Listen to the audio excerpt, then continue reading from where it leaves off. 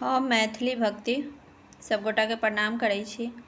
आई हम एकटा भगवती गीत सुनाबि रहल छी। बहुत सुंदर भगवती गीत है, सुनू अहाँ सब भी भगवती गीत। आ हमर वीडियो के लाइक, चैनल के सब्सक्राइब सब आदमी कऽ देबै। जय मैथिली, जय भक्ति। कतेक सुंदर तोरे नाम है जननी, कतेक सुंदर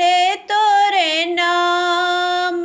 कतेक सुंदर तोहर नाम है जननी, कतेक सुंदर तोहर नाम, दुर्गा नाम तोहार है जननी,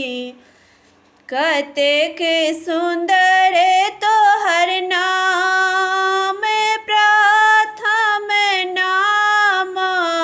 शैलपुत्री, प्रथम नाम शैलपुत्री, दोसर नाम ब्रह्मचारिणी जननी, दोसर नाम ब्रह्मचारिणी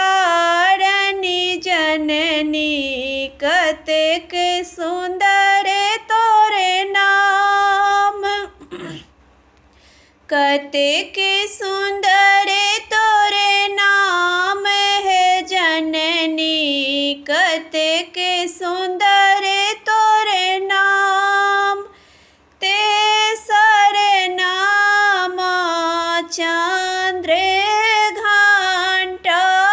तेसर नाम चंद्रघंटा, चारि में नाम कुष्मांडव है जननी, चारि में नाम कुष्मांडव है जननी, कतेक सुंदर तोरे नाम, कतेक सुंदर तोहर नाम है जननी, कतेक सुंदर तोहर नाम,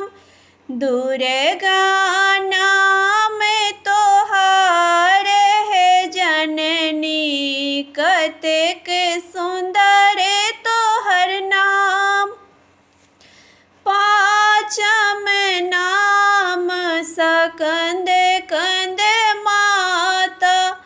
पाँचम नाम सकंद कंद माता, छठम नाम कात्यायनी है जननी,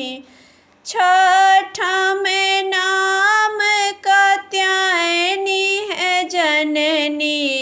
कतेक सुंदर तोरे नाम, कतेक सुंदर तोहर नाम है जननी, कतेक सुंदर तोहर नाम, दुर्गा नाम तोहार है जननी, कतेक सुंदर तोहर नाम, सातम नाम काल रात्रि, सातम नाम काल रात्रि, आठम नाम महागौरी है जननी, आठम नाम महागौरी है जननी, कतेक सुंदर तोहर नाम,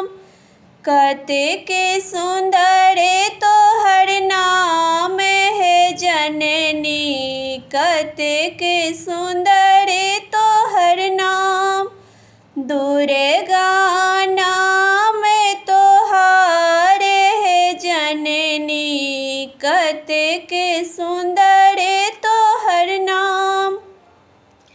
नवम नाम सिद्धिदात्री,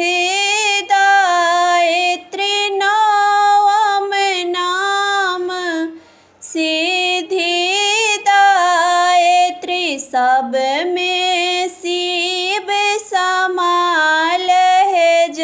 जननी, सब में शिव समायल है जननी। कतेक सुंदर तोहर नाम,